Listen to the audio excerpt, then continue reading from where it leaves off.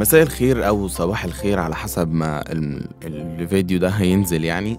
في بس حاجة صغيرة كده كنت عايز أتكلم فيها معاكم، وهي موضوع اللي عايز يخرج من حياتي واللي مش عايز يخرج من حياتي ويتفضل. والموضوع بقى سهل قوي عندنا، والموضوع بقى اوفر بزيادة. بصراحة بقيت بفتح الفيسبوك بلاقي كل الناس بتتكلم في نفس الموضوع ده. اللي عايز يخرج من حياتي يتفضل يا جماعة، اللي عايز يخرج من حياتي مين ده أصلا اللي عايز يخرج من حياتي؟ مع السلامة يا حبيبي، والكلام ده.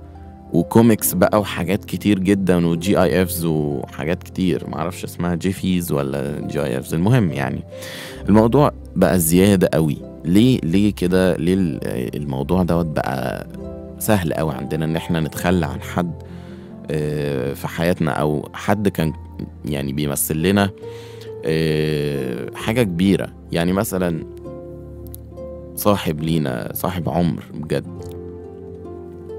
ومجرد علشان مشكلة صغيرة خلاص الموضوع يعني بقى سهل جدا عندنا، وبنتخلى عن بعض بكل سهولة. لا، وكمان بنتباهى بالموضوع ده.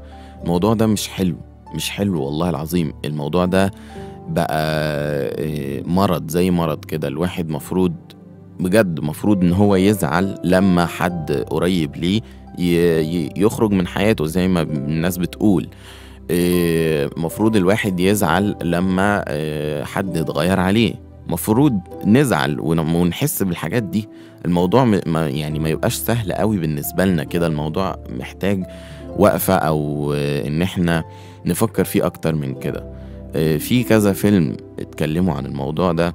انا علشان بتاع كرتون ودوبلاج هتكلم عن الفيلم الكرتون او الانيميشن يعني اللي اتكلم عن الموضوع ده، وهو انسايد اوت. فيلم واخد كذا جايزة، منهم جايزة اوسكار لأحسن فيلم انيميشن.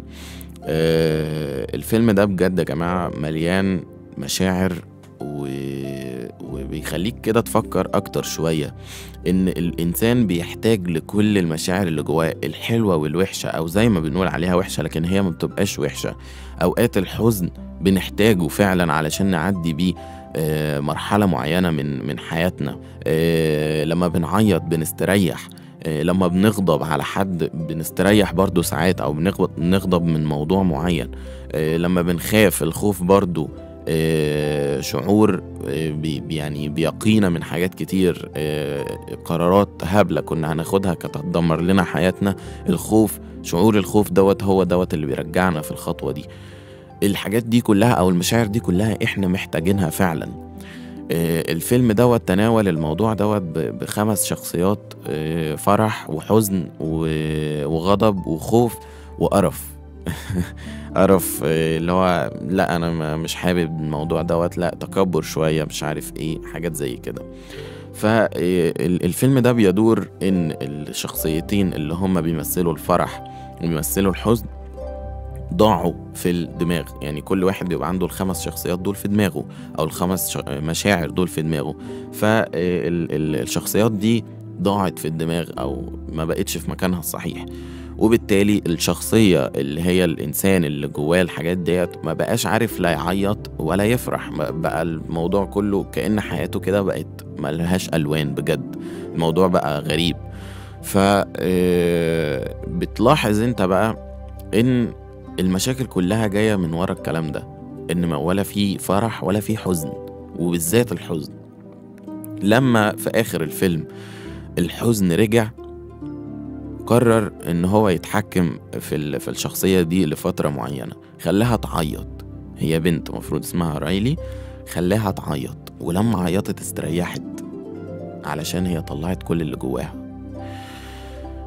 وبعد كده بتتناول كل الشخصيات اللي في الدماغ، يعني الفرح والحزن والغضب والخوف والقرف، كلهم بيتناولوا او بيتناوبوا على ان هم يتحكموا في الدماغ.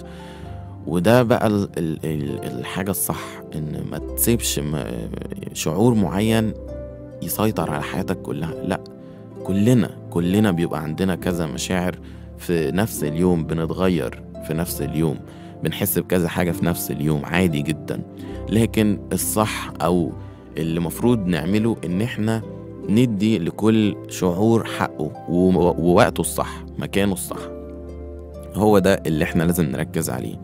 وبرضو في الاخر بقول لكم احنا ملناش غير بعض. لو فضلنا نستغنى عن بعض واللي عايز يمشي يمشي واللي عايز يطلع يطلع، الموضوع ده مش حلو خالص والله بجد. الموضوع ده هيدمر، يعني هيدمرنا احنا شخصيا، وهيدمر المجتمع اللي احنا عايشين فيه. لما كل واحد ما بقاش يهمه اي حد، بقينا زي الآلات، ما بنحسش بحاجة. مش مهم ده راح ده جه ده مات ده خلف جديد ده مش عارف ايه ولا اي حاجة، كأننا مش بشر اساسا.